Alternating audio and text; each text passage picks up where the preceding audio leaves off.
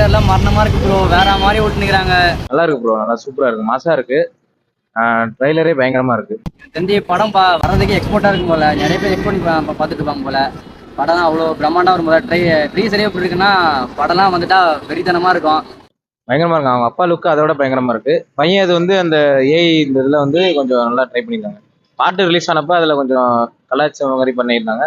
இதுல தரமான சம்பவமா பண்ணியிருந்தாங்க. என்னன்னா ஒரு 26க்கு வந்து பிரம்மாண்டமா இருக்கும் போல. ஏன்னா அவர் வந்து அரசியல் வர போறாரு.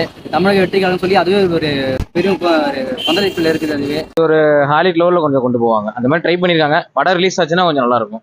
அதனால படத்தை வந்து இன்ட்ரெஸ்டிங்காக தான் பார்ப்பாங்க. அப்படி வேறமா இருக்குதுல்ல லுக்கு தான் அது. அப்பா கேரக்டரும் பயங்கரமாக தான் இருக்கு. டபுள் ஆக்ட் அந்த 2 கேரக்டருமே நல்லா தான் இருக்கு, பயங்கரமா இருக்கு. காம்பினேஷன் எப்படின்னா இது ஒரு புதுமான காம்பினேஷனா இருக்கும். இது எப்படி சொல்றது, ஒரு மங்காத்த மாதிரி ஒரு 100 மடங்கு இருக்கும். ட்ரெய்லர் பார்த்தோம் ப்ரோ, ட்ரெய்லர் நல்லா தான் இருந்துச்சு.